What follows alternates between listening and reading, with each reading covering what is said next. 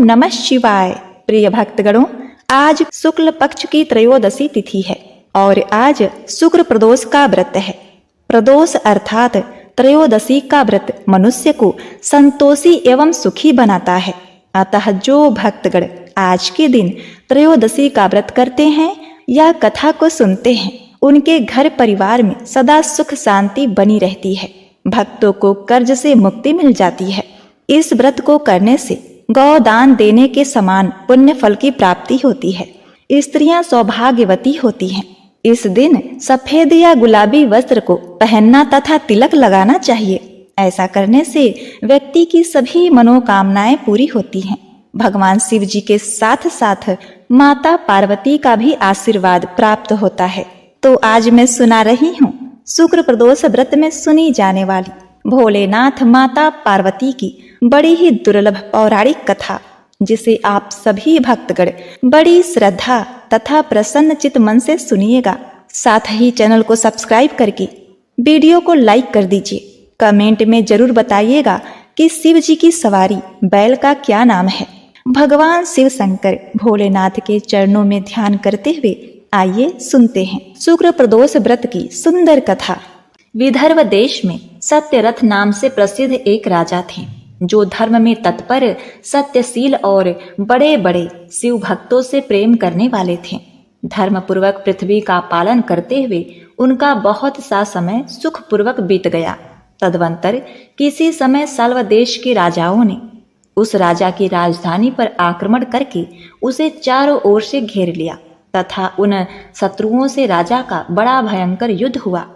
शत्रुओं के साथ दारुण युद्ध करके उनकी बड़ी भारी सेना नष्ट हो गई। फिर दैव योग से राजा भी सालुओं के हाथ मारे गए। उन नरेश के मारे जाने पर मरने से बचे हुए सैनिक मंत्रियों सहित भय से विह्वल होकर भाग खड़े हुए। उस समय विदर्भ राज सत्यरथ की महारानी शत्रुओं से घिरी होने पर भी कोई प्रयत्न करके रात के समय अपने नगर से बाहर निकल गईं। वे गर्भवती थीं, अतः शोक से संतप्त हो भगवान शंकर के चरण कमलों का चिंतन करती हुई वे धीरे धीरे पूर्व दिशा की ओर बहुत दूर चली गईं। सवेरा होने पर रानी ने भगवान शंकर की दया से एक निर्मल सरोवर देखा। उस समय तक वे बहुत दूर का रास्ता तय कर चुकी थीं। सरोवर के तट पर आकर वे सुकुमारी रानी एक छायादार वृक्ष के नीचे बैठ गईं। भाग्यवश उसी निर्जन स्थान में वृक्ष के नीचे ही रानी ने उत्तम गुणों से युक्त शुभ मुहूर्त में एक दिव्य बालक को जन्म दिया, जो सभी शुभ लक्षणों से संपन्न था। दैववश उस बालक की जननी महारानी को बड़े जोर की प्यास लगी। जब वे पानी पीने के लिए उस सरोवर में उतरी, उतने में ही एक बड़े भारी ग्राह ने अर्थात मगरमच्छ ने आकर रानी को अपना ग्रास बना लिया। अब बालक पैदा होते ही माता पिता से विहीन हो गया और भूख प्यास से पीड़ित हो उस तालाब के किनारे जोर जोर से रोने लगा।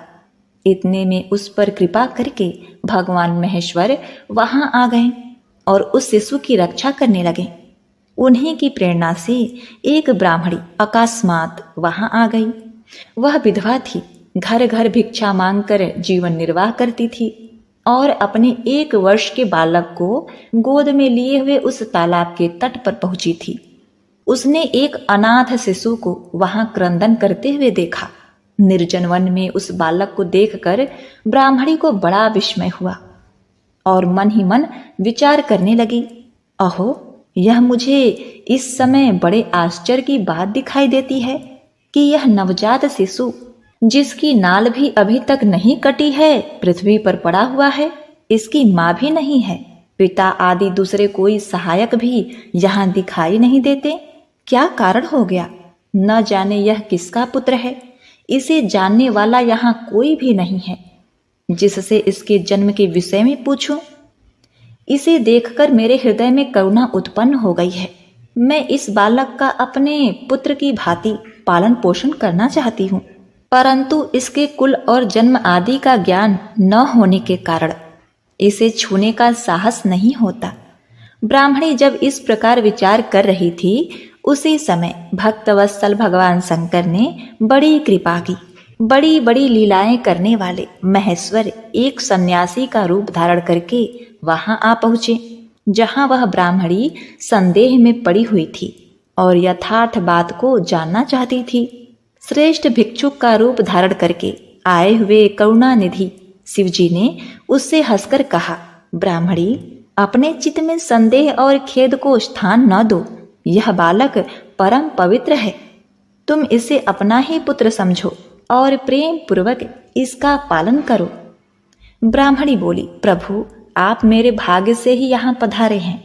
इसमें संदेह नहीं है कि मैं आपकी आज्ञा से इस बालक का अपने पुत्र के ही भांति पालन पोषण करूंगी। तथापि मैं विशेष रूप से यह जानना चाहती हूँ कि वास्तव में यह कौन है, किसका पुत्र है, और आप कौन हो जो इस समय यहाँ पधारे हैं। भिक्षुवर, मेरे मन में बार बार यह बात आती है कि आप करुणा सिंधु शिव ही हैं और यह बालक पूर्व जन्म में आपका भक्त रहा है। किस कर्म दोष से यह इस दुरावस्था में पड़ गया है, इसे भोगकर यह पुनः आपकी कृपा से परम कल्याण का भागी होगा। मैं भी आपकी माया से ही मोहित हो मार्ग भूलकर यहाँ आ गई हूँ। आपने ही इसके पालन के लिए मुझे यहाँ भेजा है। प्रिय भक्तों, भिक्षुवर शिव ने कहा, ब्राह्मणी सुनो, यह बालक शिव भक्त विदर्भराज सत्यरथ का पुत्र है। सत्यरथ को साल्वदेशीय क्षत्रियों ने युद्ध में मार डाला है। उसकी पत्नी अत्यंत व्यग्र हो रात में शीघ्रता पूर्वक अपने महल से बाहर भाग आई। उन्होंने यहाँ आकर इस बालक को जन्म दिया। सवेरा होने पर ये प्यास से पीड़ित हो सरोवर में उतरी। उसी समय दैववश एक ग्राह ने आकर उसे अपना आहार बना लिया। तब ब्राह्मणी ने पूछा, भिक्षुदेव, क्या कारण है कि इसके माता पिता सत्यरथ श्रेष्ठ भागों के उपभोग के समय बीच में ही साल्वदेशीय शत्रुओं द्वारा मार डाले गए? किस कारण से इस शिशु की माता को ग्राह ने खा लिया और यह शिशु जो जन्म से ही अनाथ और बंधुहीन हो गया, इसका क्या कारण है? मेरा अपना पुत्र भी अत्यंत दरिद्र एवं भिक्षुक क्यों हुआ तथा मेरे इन दोनों पुत्रों को भविष्य में कैसे सुख प्राप्त होगा? तब भिक्षुक रूपी शिव ने कहा, इस राजकुमार के पिता विदर्भराज पूर्व जन्म में पांड्य देश के श्रेष्ठ राजा थे। वे सभी धर्मों के ज्ञाता थे और संपूर्ण पृथ्वी का धर्म पूर्वक पालन करते थे। एक दिन प्रदोष काल में राजा भगवान शंकर का पूजन कर रहे थे और बड़ी भक्ति से त्रिलोकीनाथ महादेव की आराधना में संलग्न थे। उसी समय नगर में सब ओर बड़ा भारी कोलाहल मचा। उस उत्कृष्ट शब्द को सुनकर राजा ने बीच में ही भगवान शंकर की पूजा छोड़ दी और नगर में क्षोभ फैलने की आशंका से राजभवन से बाहर निकल गए। इसी समय राजा का महाबली मंत्री शत्रु को पकड़कर उसके सामने ले आया। वह शत्रु पांड्य राजा का ही सामंत था। उसे देखकर राजा ने क्रोधपूर्वक उसका मस्तक कटवा दिया। शिव पूजा छोड़कर नियम को समाप्त किए बिना ही राजा ने रात में भोजन भी कर लिया। इसी प्रकार राजकुमार भी प्रदोष काल में शिवजी की पूजा किए बिना ही भोजन करके सो गया। वही राजा दूसरे जन्म में विदर्भराज हुआ था। शिव की पूजा में विघ्न होने के कारण शत्रुओं ने उसको सुख भोग के बीच में ही मार डाला। पूर्व जन्म में जो उसका पुत्र था वही इस जन्म में भी हुआ है। शिवजी की पूजा का उल्लंघन करने के कारण यह दरिद्रता को प्राप्त हुआ है। इसकी माता ने पूर्व जन्म में छल से अपने सौत को मार डाला था। उस महापाप के कारण ही वह इस जन्म में ग्राह के द्वारा मारी गई। ब्राह्मणी, यह तुम्हारा पुत्र पूर्व जन्म में उत्तम ब्राह्मण था। इसने सारी आयु केवल दान लेने में बिताई, यज्ञ आदि सत्कर्म नहीं किए, इसीलिए यह दरिद्रता को प्राप्त हुआ। उस दोष का निवारण करने के लिए अब तुम भगवान शंकर की शरण में जाओ। ये दोनों बालक योगोपवित संस्कार के पश्चात भगवान शिव की आराधना करें। भगवान शिव इनका कल्याण करेंगे। प्रिय भक्तों, इस प्रकार ब्राह्मणी को उपदेश देकर भिक्षुक भगवान शिव जो सन्यासी भेष में थे, भक्त वत्सल शिव जी ने अपने उत्तम स्वरूप का दर्शन कराया। उन्हें साक्षात शिव जानकर ब्राह्मण पत्नी ने प्रणाम किया और प्रेम से गदगद वाणी द्वारा उनकी स्तुति की। तत्पश्चात भगवान शिव वहीं अंतर्ध्यान हो गए। उसके चले जाने पर ब्राह्मणी उस बालक को लेकर अपने पुत्र के साथ घर को चली गई।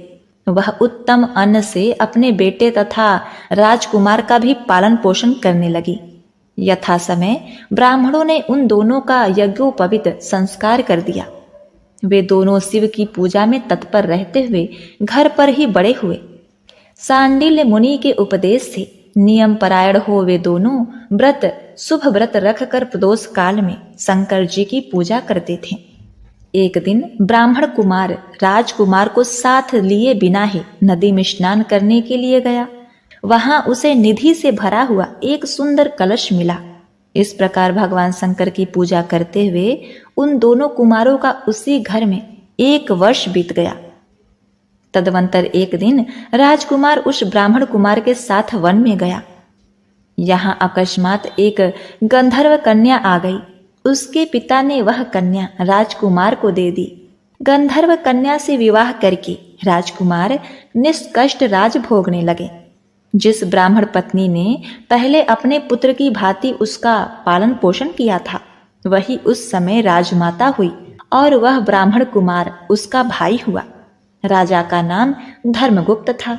इस प्रकार देवेश्वर शिव की आराधना करके राजा धर्मगुप्त अपनी उस रानी के साथ विदर्भ देश में राजोचित सुख का भोग करने लगा, क्योंकि उस राजकुमार ने अपने पिता के शत्रुओं को पराजित करके अपना विदर्भ राज वापस ले लिया था। अतः जो कोई भगवान शिव के इस महात्म्य को बड़े प्रेम भाव से सुनता है, वह भगवान शिव के धाम में जाता है। तो एक बार प्रेम से बोली, शिव शंकर भगवान की जय। प्रिय भक्तगणों, अब आप रसपान करेंगे। यह कथा सभी दुखों को नष्ट करने वाली तथा सुख प्रदान करने वाली कथा है। अब आइए श्रवण करते हैं असीम शांति, आनंद और सुख संपदा देने वाली शुक्र प्रदोष व्रत की दूसरी कथा। एक नगर में भगवान शिव का एक भव्य मंदिर था, जहाँ हर वर्ष दूर दूर से भक्तजन शिव जी के दर्शन के लिए आते थे। उस समय प्रदोष का व्रत था। दूर दूर से भक्तगण जल लेकर भगवान को जलाभिषेक कराने आए हुए थे। मंदिर का परिसर भक्तों की भीड़ से भरा हुआ था। तभी अचानक आकाश में बिजलियां चमकी और सोने का एक थाल उतरा। उसी के साथ एक भविष्यवाणी भी हुई कि जो कोई भगवान शंकर का सच्चा भक्त और प्रेमी होगा, उसी को यह थाल मिलेगा। प्रिय भक्तों, मंदिर के परिसर में उपस्थित सभी लोगों ने यह भविष्यवाणी सुनी। धीरे धीरे सभी इकट्ठे हो गए। जो लोग मंदिर की व्यवस्था देख रहे थे, उन्हें तो पूरा विश्वास था कि यह थाल हमें ही मिलेगा। इसीलिए वे सबसे आगे आकर खड़े हो गए। सबसे पहले एक पंडित जी आए और बोले, देखिए भाइयों, मैं प्रतिदिन महादेव जी का अभिषेक करता हूँ, अतः मैं ही भोलेनाथ का सबसे निकटवर्ती प्रेमी और भक्त हूँ, इसीलिए थाल मुझे मिलना चाहिए। इतना कहकर पंडित जी ने थाल उठाया। जैसे ही पंडित जी ने थाल उठाया, थाल पीतल का हो गया। अब देखिए, यह देखकर पंडित जी बड़े ही लज्जित हुए। उन्होंने थाल यथास्थान पर रखा और वहां से निकल गए।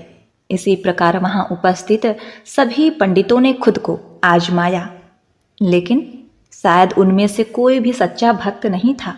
उन्हें भी थाल यथास्थान पर रखकर चले जाना पड़ा। इसके बाद उस नगर के राजा का आगमन हुआ। राजा साहब आगे आए और बोले कि हे प्रजाजनों, मैंने महादेव के मंदिर में बड़ी भारी दान दक्षिणा की है, इसीलिए यह थाल मुझे ही मिलना चाहिए। इतना कहकर राजा आगे बढ़े और थाल उठाया।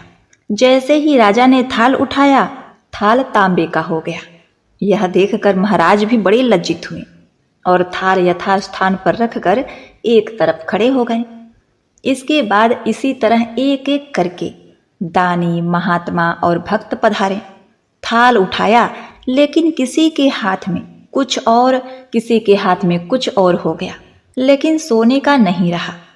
तब लोगों को पता चला कि हम में से कोई भी महादेव का सच्चा भक्त नहीं है। उसी समय एक किसान का आगमन हुआ। वो बेचारा महीनों बाद आज प्रदोष व्रत के शुभ अवसर पर शिवजी के दर्शन करने आया था। गरीबी और गृहस्थी के बोझ तले दबा दिन रात खेतों में मेहनत मजदूरी करके अपना और अपने परिवार का गुजारा करता था। अभी रास्ते में आ ही रहा था कि कोई भिखारी मिल गया और कुछ खाने को मांगने लगा। इस किसान को दया आ गई। अपने खाने के लिए जो खाना लाया था वो उसने उस भिखारी को दे दिया।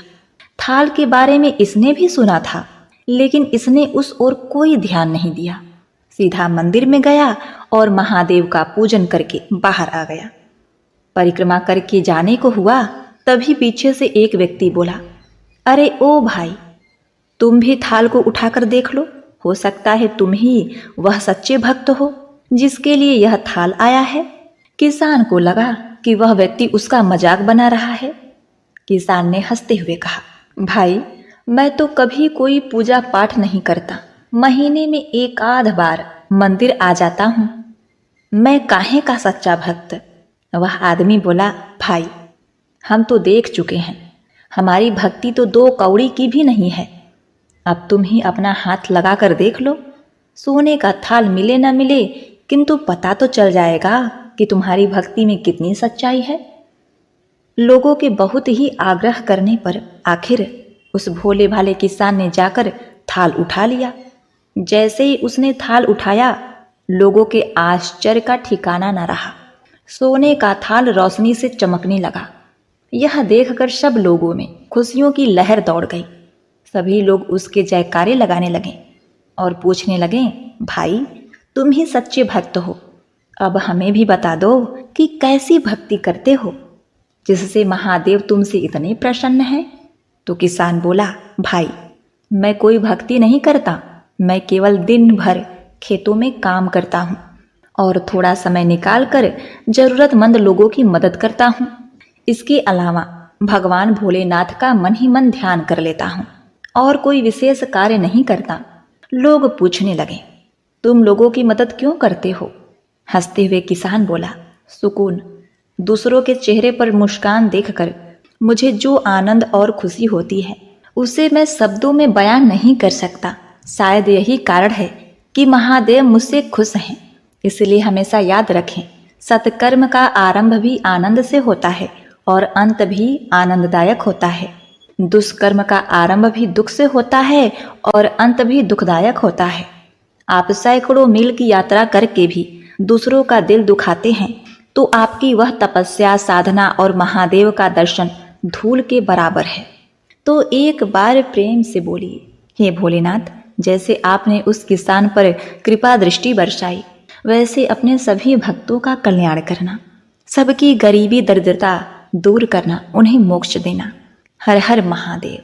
प्रिय भक्तों, अब आइए सुनते हैं गंगा स्नान कथा के अनुसार गंगा के घाट पर श्रद्धालुओं की भारी भीड़ थी और उसी दिन भोलेनाथ माता पार्वती को साथ में लेकर पृथ्वी पर भ्रमण के लिए निकले थे।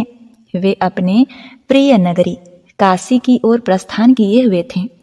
तभी आकाश से गुजरते समय माता पार्वती की नजर भीड़ की ओर गई। पार्वती जी ने इतनी ज्यादा भीड़ का कारण शिव जी से पूछा। शिव जी ने बताया, हे देवी, आज से माघ माह स्नान का पर्व आरंभ हो चुका है। इस माघ माह में स्नान करने वाले लोग स्वर्ग को जाते हैं। उसी लाभ के लिए इतने सारे श्रद्धालुओं की भीड़ जमा हुई है।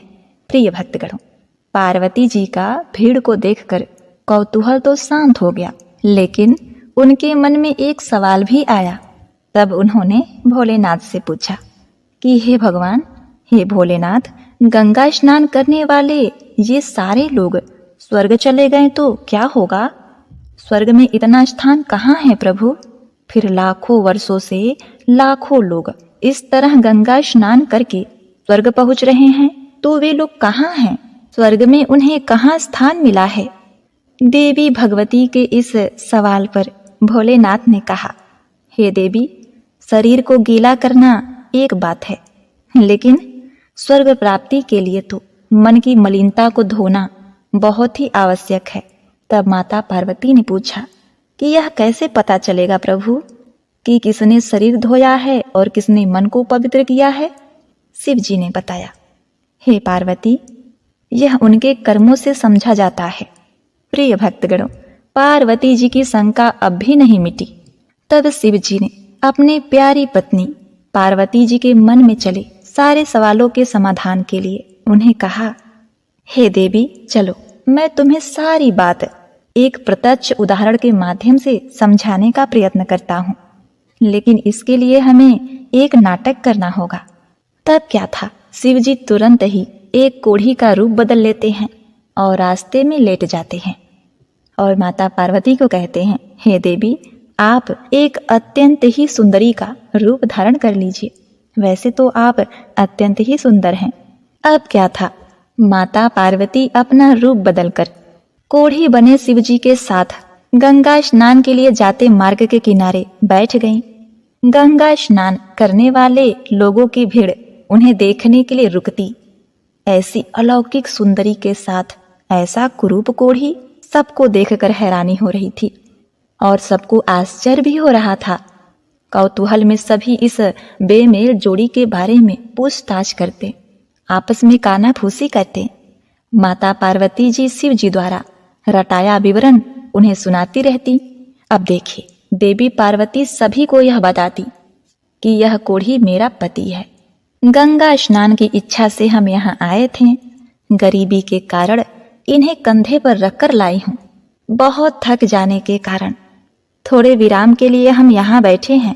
प्रिय भक्तों, रास्ते में आते जाते कई लोग तो देवी पार्वती को देखकर उन्हें अपने पति को छोड़कर अपने साथ चलने की बात कहते।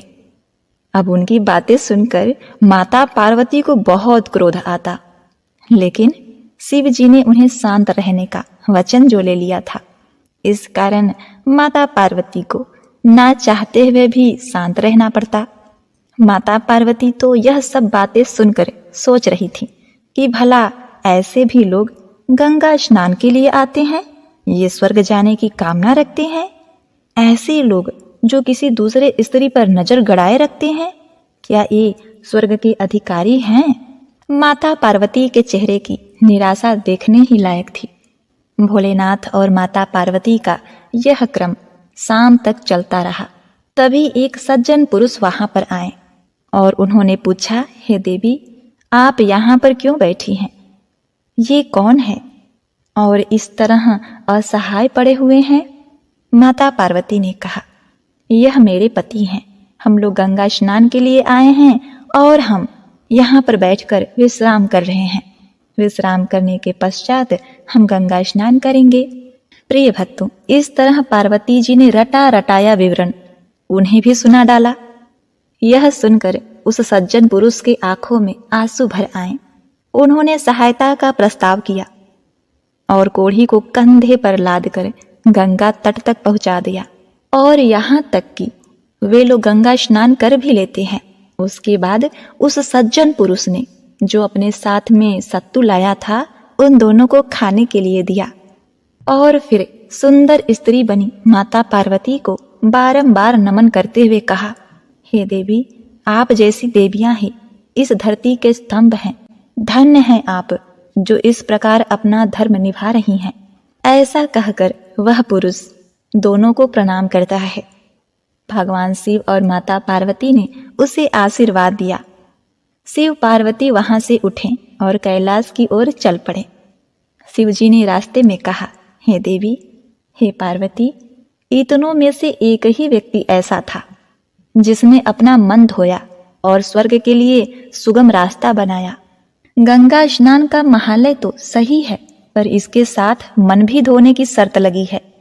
तब माता पार्वती समझ गई कि आखिर क्यों इतनी संख्या में गंगा स्नान करने के बाद भी और गंगा का निर्मल महालय होने के बाद भी स्वर्ग नहीं पहुंच पाते, और क्यों गंगा स्नान के पुण्य फल से वंचित हो जाते हैं।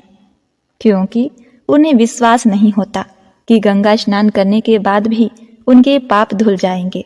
गंगा स्नान करने तो सभी जाते हैं, किंतु शुद्ध मन लेकर बहुत कम लोग जाते हैं। राह चलते किसी स्त्री को देखकर उनके मन में उसके प्रति आकर्षण पैदा होता है, यह तो पाप है। किसी असहाय को देखकर उससे किनारा कर लेते हैं। इतने सारे पाप मन में लेकर भला गंगा स्नान करने का फल कैसे मिल सकता है? जो लोग धर्म कर्म पुण्य और दान करते हुए गंगा जी में स्नान करते हैं, उनके पाप स्वतः ही मिट जाते हैं और उन्हें स्वर्ग की प्राप्ति होती है। इसीलिए गंगा स्नान करने से पूर्व अपने मन को शुद्ध और निर्मल करना अत्यंत ही आवश्यक है और उसके साथ ही दान पुण्य अवश्य ही करना चाहिए। फिर तो गंगा स्नान करने के बाद उसके लिए स्वर्ग के दरवाजे खुल जाते हैं।